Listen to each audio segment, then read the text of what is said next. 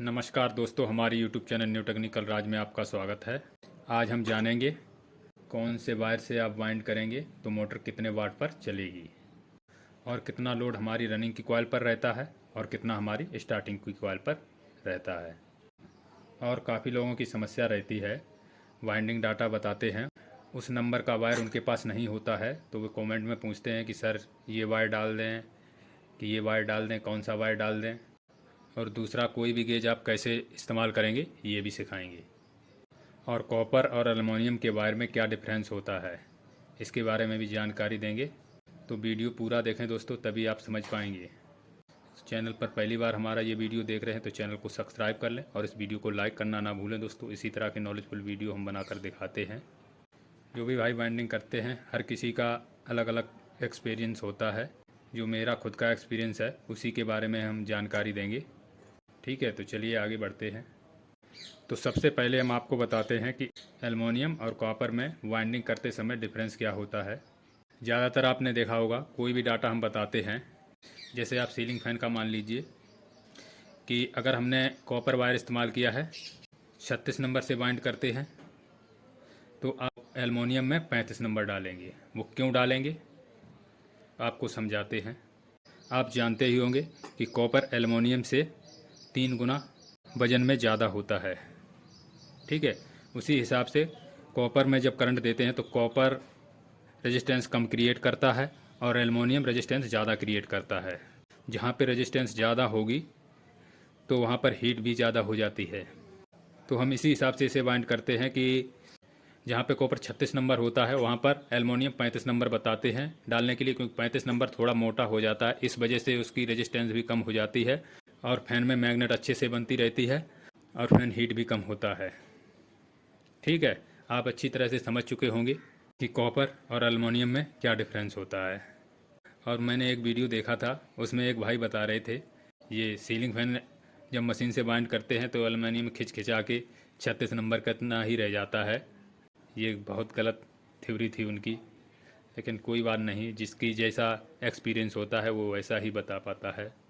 अब चलिए आपको बताते हैं कौन सा SWG वायर कितने नंबर का कितने वाट पे चलता है।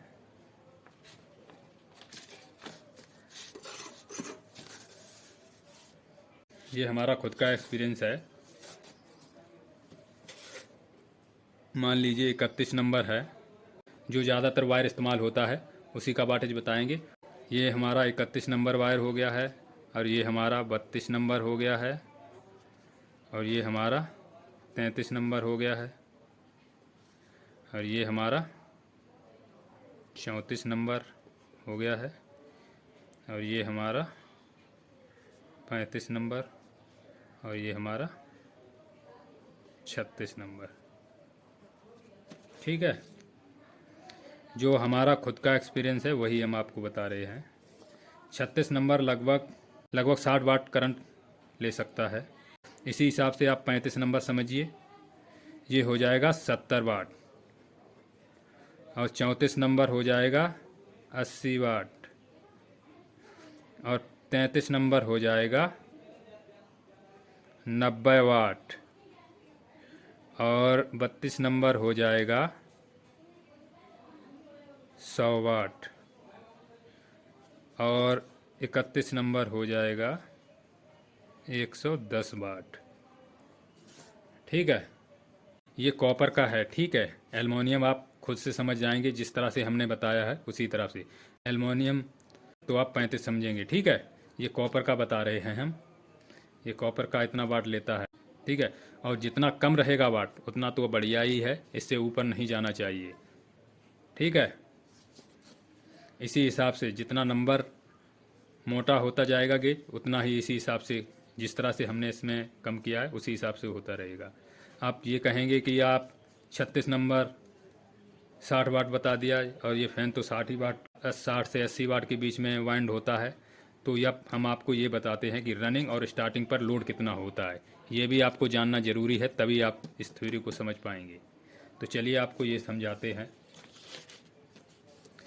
कोई भी फ़ैन हो, सीलिंग फ़ैन हो या ये 2800 RPM में है ये वाला फ़ैन हो, 1440 RPM की ये कूलर मोटर हो, कोई भी कोई भी बहरहाल मोटर हो वो उसमें ये होता है जिसमें कैपेसिटर लगा होता है। अब एग्जांपल के लिए हम इससे समझाते हैं आपको कि मान लीजिए इसमें हमने रनिंग में भी 36 नंबर इस्तेमाल किया है और स्टार्टिंग में भी इसकी 36 नंबर इस्तेमाल किया है। तो रनिंग और स्टार्टिंग में डिफरेंस होता है। इसके रनिंग में हमारा करंट रहता है और स्टार्टिंग में कैपेसिटर का करंट रहता है। लोड पर ये जब से लाइट देंगे तो यहाँ पे इसकी जो मैग्नेट बनती है वो लगभग 60% इसमें इसकी रनिंग में बनती है और 40% इसकी स्टार्टिंग से बनती है। एग्जाम्पल के लिए आपको बताते हैं, कोई भी आप ये वाला फ़ैन ले आइए 2800 आरपीएम या 1440 आरपीएम, उसमें आप कैपेसिटर हटा देना, उसके बाद हाथ से उसे घुमाना तो वो फ़ैन घूमने लगेगा। हाथ से जब उसे रोटेट कर देंगे कोई लोड नहीं होगा तो हाथ से घुमाना फ़ैन घूमने लगेगा। लेकिन जब आप सिर्फ रनिंग का जो वायर निकला हुआ है उसे हटा देंगे, उसके बाद आप फ़ैन घुमाना तो कैपेसिटर होकर करंट तो जाएगा लेकिन इतना करंट नहीं हो पाएगा कि वो फ़ैन अपने आप घूमने लगे, नहीं घूम पाएगा दोस्तों। ये आप आजमा के देख लेना। इसलिए हमने आपको बताया कि रनिंग पर लोड ज़्यादा रहता है और स्टार्टिंग पर लोड कम रहता है। इसीलिए इन वाले फ़ैनों में इसकी रनिंग से स्टार्टिंग में टन ज़्यादा डालते हैं, ठीक है, क्योंकि लगभग 60% नहीं 55% इसकी रनिंग पे रह जाए और 45% इसकी स्टार्टिंग पे लोड बना रहेगा तो फ़ैन कम हीट होगा और अच्छे से चलता रहेगा, कोई समस्या नहीं होगी। और ज़्यादातर जो फ़ैन होते हैं, जो सीलिंग फ़ैन का तो आजमाया हुआ है मेरा, रनिंग में 60% रहता है और स्टार्टिंग में 40% लोड रहता है, ठीक है। 80 से 90 वाट पर आप चलाते रहेंगे, कोई भी समस्या नहीं होगी, फ़ैन जलेगा नहीं, चलता रहेगा, कोई भी दिक्कत नहीं है। अभी 100 वाट पे पहुंचेगा तो ये फ़ैन हीट होने लगेगा। अब इसके वाट का तो आप समझ चुके होंगे और रनिंग और स्टार्टिंग का कॉइल का भी डिफरेंस समझ चुके होंगे।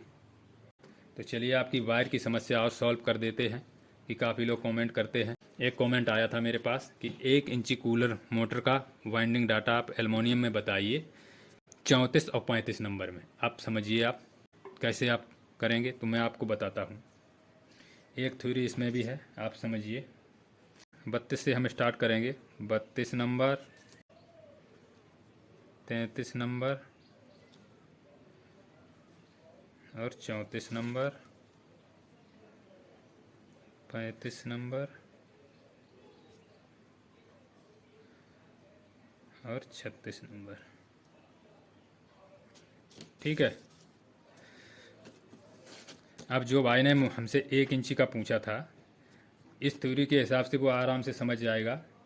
पहले आप समझिए, ये वायर होते हैं, अब हम इसे डबल करना सिखाएंगे आपको, ऑटोमेटिक आप समझ जाएंगे। अब आप ये समझ लीजिए कि ये मान लीजिए 32 नंबर है, ठीक है, ये दोनों में 32 नंबर है, ठीक है। दोनों के वायर हमने ले लिए हैं इस तरह से। अब इन्हीं से हम कॉइल बनाएंगे, ठीक है। तो हमारा ये गेज कितना हो जाएगा वो आपको हम अभी बताते हैं। 32 डबल हो जाएगा हमारा, 32 डबल हो जाएगा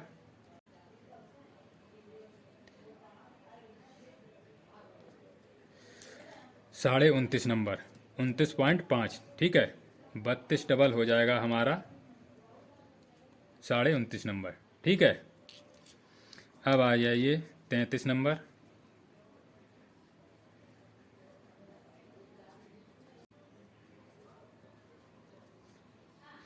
33 डबल हो जाएगा हमारा 30.5 नंबर, ठीक है। इसी हिसाब से हम 34 का बताते हैं। अब 34 डबल हमारा हो जाएगा 31.5। अब 35 हमारा हो जाएगा